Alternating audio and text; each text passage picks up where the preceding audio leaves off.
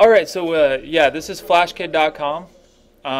We can use that to get free audio to use for your Flash projects. We're going to go over how to import audio.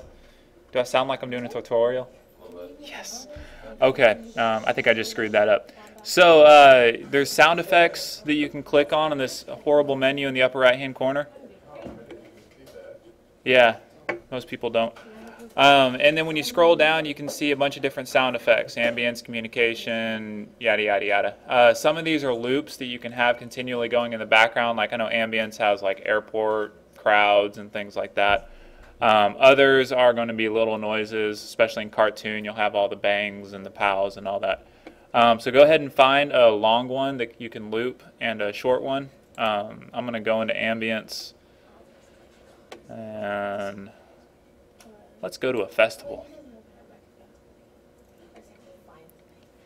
You can hit the play button inside of here to hear what it's going to sound like.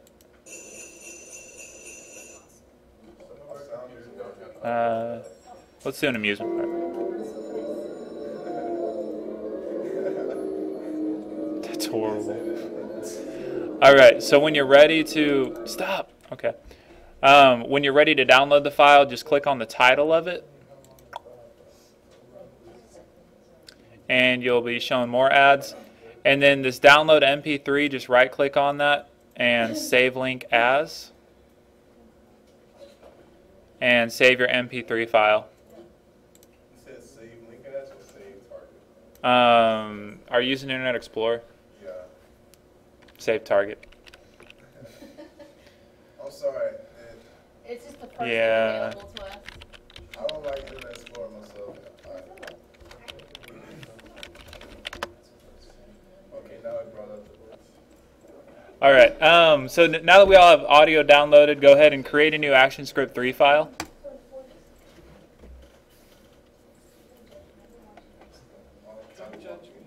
And the first thing we're going to do here is go to File and Import. Go ahead and import it to the library.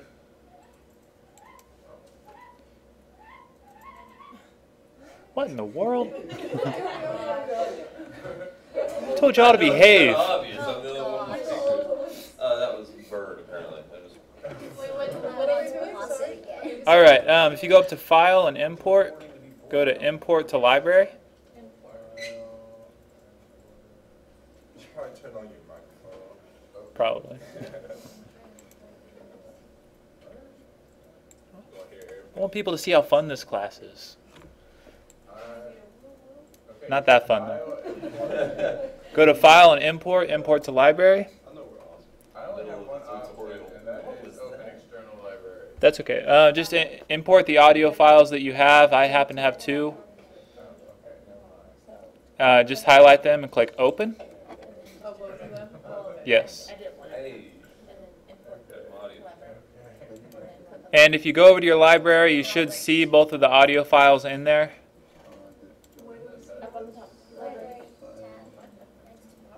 If you want to test them out for any reason, you can come up here to this preview window and hit play. You can't hear anything. Somebody has that one. In the real world where headphones work, if you wanted to test them out, you would come up here and hit play. I don't think they even work on the computers. Don't worry, I've sent an email. We're going to get it fixed. All right, so you can hop back over to your properties window, though. And audio is extremely simple inside of Flash. You have very few options.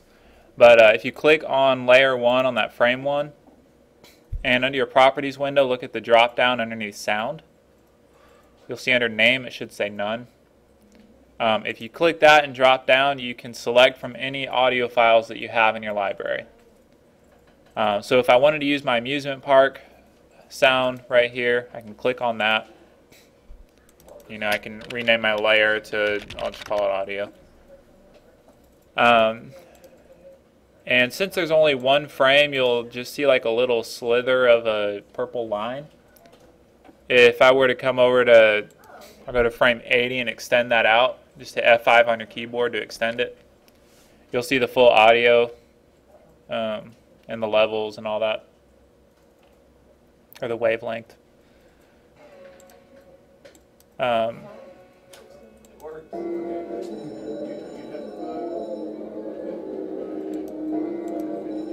gosh. Stop! Okay, I screwed it up. Still going. Oh dear God. There we go. So yeah. Don't hit the play button in here apparently if you want to listen to the audio, it'll mess it up.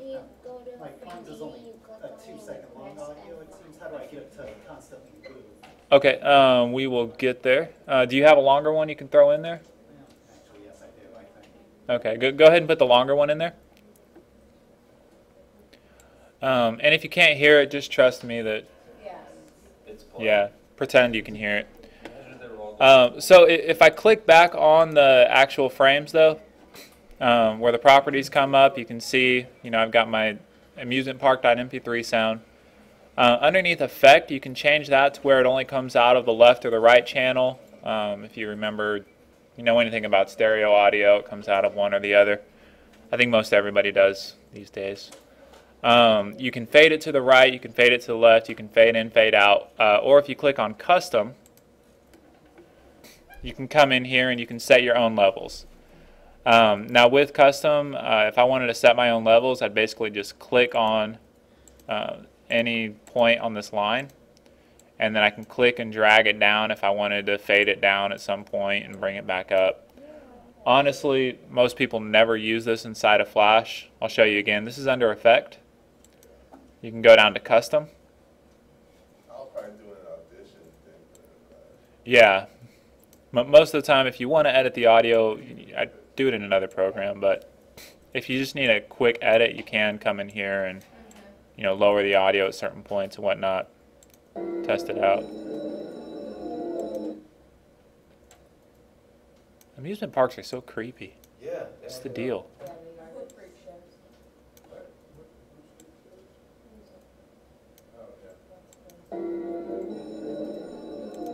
Yeah.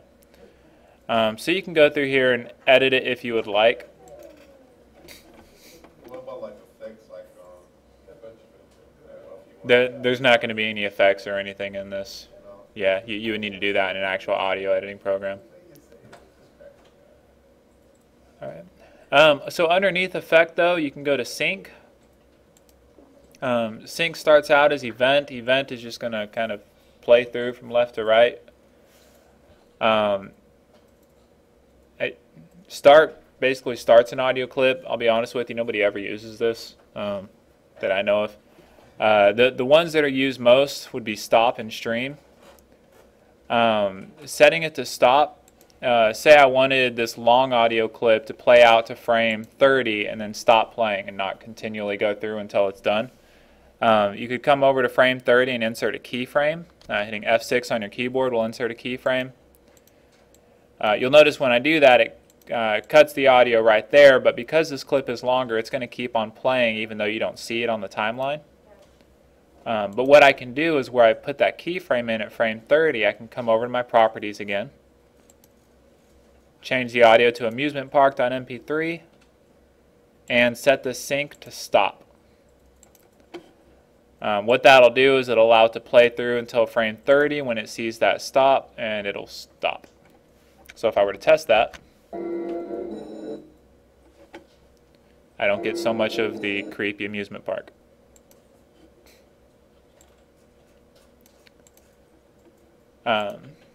And so honestly, the stop is going to be one of the more used ones as far as changing the syncing.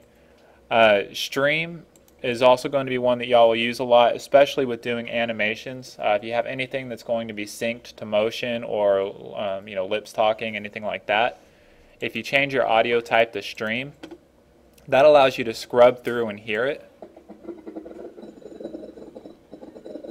So if I had somebody talking, I can go through and scrub back and forth and kind of see their mouth opening and shutting and making sure that it lines up correctly. And there's a real good tutorial that I'll post on that some other cool guy made. The only other options outside of that are the repeat options at the bottom here. If it's set to repeat, it'll repeat one time. You can choose, if you want it to repeat a certain number of times before it stops. If you would like it to loop forever, you can choose loop, and it'll just keep going and going and going. So I mean that would be good if you had some sort of a long scene in an amusement park and you needed something continually going in the background. But in addition to that, the only other real thing with audio is if I were to create a new layer here for my short audio clip. And what did I bring in my library? Okay. So say I've got this long audio clip. I'm going to take out my keyframe here, clear keyframe. Say I have this long audio clip of something happening in an amusement park, and then all of a sudden at frame 40, so I created a new layer for this. At frame 40, I'm going to hit F6, and something happened to where somebody got hit in the head or something funny like that. So I can go over. Not that it's funny if you get hit in the head, but if a boing sound pursues when you get hit in the head, then it's funny. So I could go to frame 40, change my sound to my boing.mp3, and you'll see it'll play out a certain number of times. Typically with something like this, you would set it to stream, because typically you're having somebody getting hit or something falling that you'll need to sync it up. So you can go through and look at that and see if it's going to match up with whatever your clip is. But the thing is, creating the keyframe at frame 40, you're going to have 39 frames of silence, well, of amusement park, I guess. And then at frame 40, suddenly something's going to happen. So it's very low, but y'all hear the boing? Yes, if you want to say I want to take that amusement park volume down. I can go to edit it, and I can just bring that level down. Oh, okay.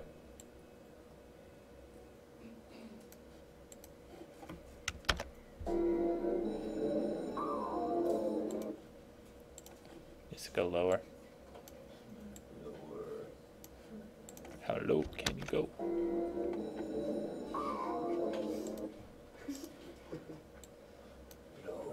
I wish you could move both these at the same time. I'm sure there's a way to do it. Boing.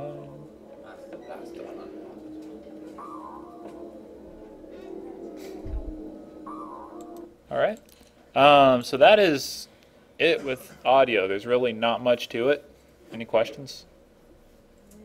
Not until we can hear it. Not until you can hear it. Valiant, yeah. If I can hear it, and there's something wrong, I'll let you know. Alright, sounds good. So you're going to post